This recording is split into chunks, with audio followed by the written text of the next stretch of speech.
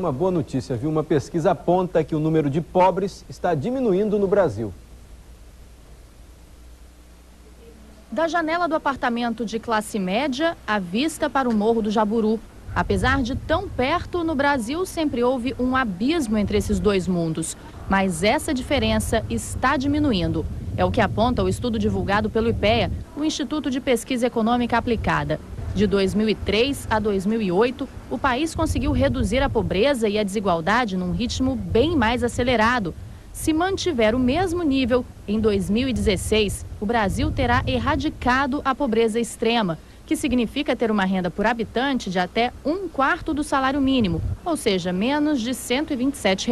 O estudo do IPEA aponta uma série de fatores para esse avanço brasileiro: o crescimento da economia, o controle da inflação, as políticas públicas de distribuição de renda e também a ampliação do crédito popular. Foi graças a um empréstimo facilitado e com juros baixos que Dona Valdete conseguiu substituir o barraco por uma casa de alvenaria. Estou muito feliz com o meu sonho realizado.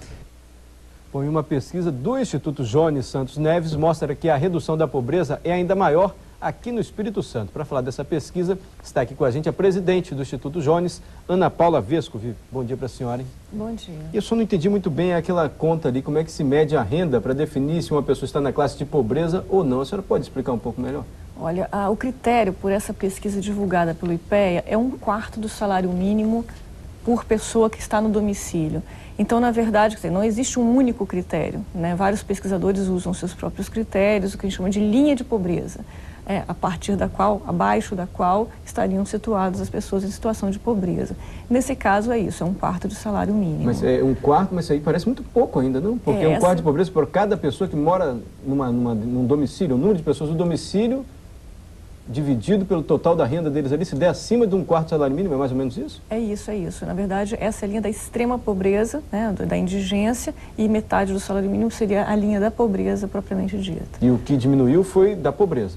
Ambos. Pobreza e extrema pobreza sofreram uma redução muito importante no Brasil, especialmente nos anos 2000. Mas parece pouquinho ainda, não parece? Quer dizer, a pessoa que pode ser considerada que saiu da linha de pobreza ainda tem uma renda muito baixa, né? É uma renda baixa, especialmente porque as indicações dos analistas, inclusive dos organismos multilaterais, como as Nações Unidas, usam como referência $1 dia por pessoa no caso da indigência e $2 dia por pessoa no caso da pobreza. E isso é considerado um parâmetro que a gente chama de paridade do poder de compra, uma vez que o poder de compra entre os países é diferente. Mas realmente é um parâmetro que significa que as pessoas estão conseguindo se alimentar e atender às suas necessidades básicas mesmo de sobrevivência. É o básico do básico mesmo. É o básico. Agora, no Espírito Santo, a notícia ainda é melhor. Por uma pesquisa feita pelo Instituto Jones, o índice de pobreza cai mais rápido do que no país. O Espírito Santo, nesses anos 2000, particularmente a partir de 2001 e 2003, tem liderado, né, junto com Santa Catarina e Mato Grosso do Sul, essa redução da pobreza, tem intensificado muito essa redução da pobreza. E é mais importante ainda dizer que isso se deve muito particularmente pelo ambiente econômico favorável que o Estado alçou nos últimos anos. Isso possibilitou uma divisão maior da renda também? Por isso a gente tem esse resultado? Esse foi um fator muito importante porque nós conseguimos reduzir a pobreza não só pelo crescimento da renda, quer dizer, o crescimento econômico tem sido robusto no Estado, no Brasil também, mas nós conseguimos distribuir melhor essa renda. Então, o que está implícito nisso é uma inserção produtiva maior das pessoas que estavam próximas à linha de pobreza e abaixo dela, mas também uma efetividade maior das políticas públicas sociais voltadas ao combate à pobreza. Eu tenho um dado aqui que, se continuar nesse ritmo, o Brasil alcança índices aí de país desenvolvido em 2016 e o Espírito Santo em 2012. Bate, é isso mesmo? É isso, quer dizer, em 2016. Agora, veja bem, esse estudo do IPEA levou em consideração o desempenho econômico do país entre 2003 e 2008. Em 2009, né, nós tivemos aí sentidos os efeitos da crise internacional. Então, existem efeitos que podem, sim, vir a mitigar a propensão a nós alcançarmos índices de países desenvolvidos até 2016 no Brasil, até 2012 no Espírito Santo. Mas, de fato, também as Nações Unidas estabeleceram as metas de desenvolvimento do milênio e o que a gente observa é que o Brasil tem alcançado aceleradamente as suas metas, quer dizer, algumas dessas metas, como a redução à metade da pobreza e da indigência, já têm sido alcançadas até antes do prazo acertado. Era isso que eu ia perguntar para a senhora. O que pode ameaçar esse índice aqui? Quer dizer, então, uma crise econômica pode ser uma ameaça?